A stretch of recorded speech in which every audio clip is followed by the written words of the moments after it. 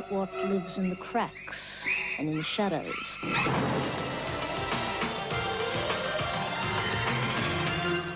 The CAA, the Civil Aviation Authority, is in turmoil. Within days...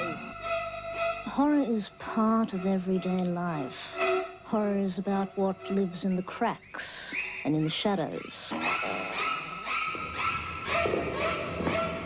We can offer you just about any type of vampire novel you want. Anne writes. We've got Queen of the Damned, which is the third book in that series. We're actually out of stock. She sells so well. It's grown in 8 years from like one bank of shelves to what you see behind you. So it's certainly something that we cultivate and try and maintain. Of all the titles you see on the wall, these are the only ones we have from Australian horror writers. Thank you. Horror sort of attracted me because it just sort of offers more than the other genres.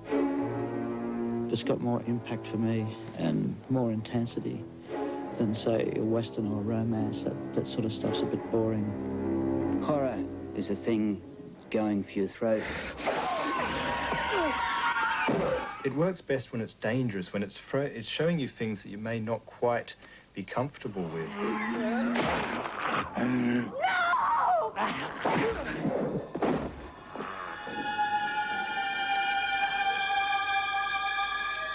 It's probably my major hobby, and being a writer and editor and sometime publisher too, having done Terror Australis magazine, it is a way of life for me these days.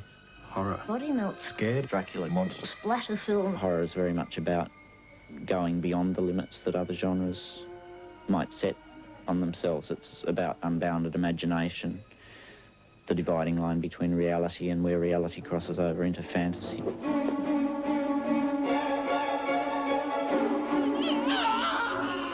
Horror is much more than things that go bump in the night.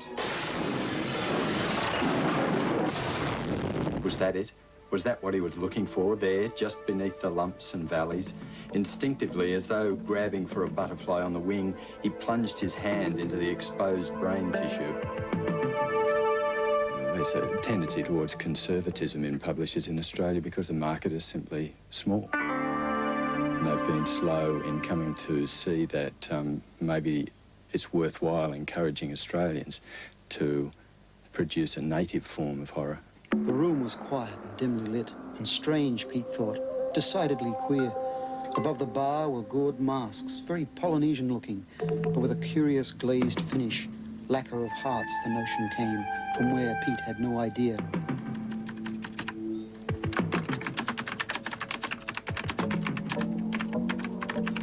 Can you make a quid as a horror writer in this country? We certainly will be able to. Not yet, but I'm sure very soon, because people want it. Do it now. It's the kind of fiction that puts you in touch with the world in a new way. You're aware of your mortality, you're aware of your body, the way you fit into a world with darkness in it, and it's exciting for that reason. Everyone likes being scared. It's very primal. It's a primal emotion. There's sex and fear. I guess that's it. And it's so basic that they enjoy it. They like getting the safe scare. Kiss me and caress me, my darling husband, please.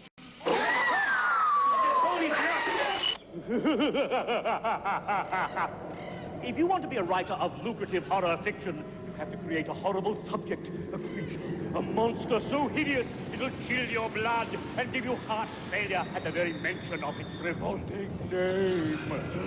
Just kill it!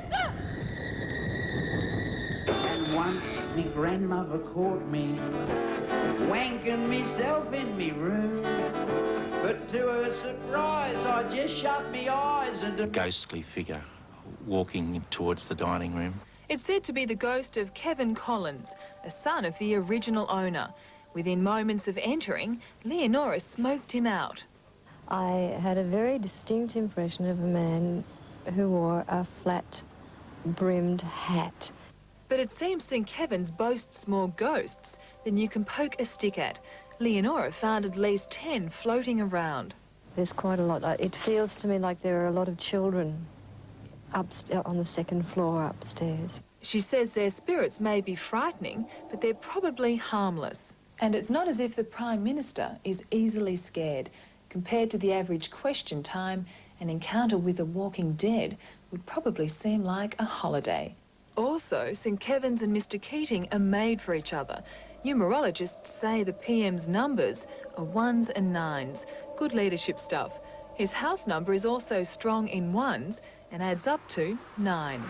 Andrea John, 7 Nightly News. Sport is next with Cameron Williams.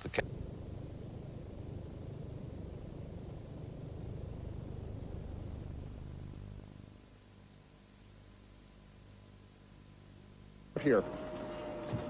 As you can see, it looks pretty much like a war zone. Ron, if you can pan down here. This is all the drop ceiling in the new international terminal. The death toll is at least 50, and we're only giving you the figure because we want you to understand the severity of the quake. We know, we are certain now, because of damage, that it's going to go much higher than this. And in the latest word from our newsroom, current casualty figures stand at more than 250 people confirmed dead and about 500 injured. And ABC News will be keeping you up to date on developments throughout the evening. Tonight, San Francisco trying to create order out of the earthquake chaos. Paul Keating. Good evening, Richard Moorcroft with ABC News. Northern California has been counting the cost of 15 seconds of terror the Americans have already dubbed the killer quake of '89. With aftershocks still being recorded, residents evacuated from damaged buildings in Santa Cruz, San Francisco and Oakland have been warned, don't go back inside. The number of dead is estimated to be 272, but it could go higher. The majority of the victims are believed to be buried in the rubble of Interstate Highway 88 on the Oakland side of the Bay Bridge. It's from there that US correspondent Alan Hogan reports. By far the greatest number of the earthquake's victims died here. Officials counted over 200 cars, many crushed no higher than 15 centimetres. People were dead all around you. It was just too traumatic and awesome of an experience to relate to anyone right now. For the peak hour commuters on this freeway, death was terrifyingly swift. For nearly 3 kilometres, the upper deck came crashing down on the traffic below. All day long, these huge cranes have been trying to lift the fallen roadway off the cars and trucks crushed underneath. I'm here solely to look for my son, to know if he's alive or dead. Dogs were used to search the wreckage for humans, alive or dead. But by the end of the day, hopes for finding survivors were diminishing. With our flashlights, we went under the second deck, crawled in, and looked around, and all we could see was pinned cars. We called out, was anybody alive? No one answered. Which one is your house? 2122 North Point. Where were you when it happened? I was downtown in the financial district, but my fiance was home, and he was walking down the steps, and he made it to the middle of the street and literally saw the building come down in front of him. I'm just glad we're alive, but there's nothing there. Everything's gone. In the historic Marina district, a 15-block area was severely damaged. Some bodies can't be retrieved yet. This was a 4-story building. There's only 2 stories above the ground now. How are you going to get at them? And we can't risk sending a crew in if this is going to topple over. I saw the chandelier shaking, and I was just thrust forward towards my front bay window. And I didn't realize I was at ground level.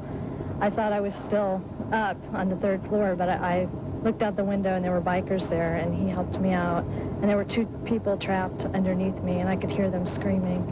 And he went and got some firemen to come and get them out, and they had to saw a hole in the floor to pull them out, but they were alive. Everything just came crashing down. I tried to get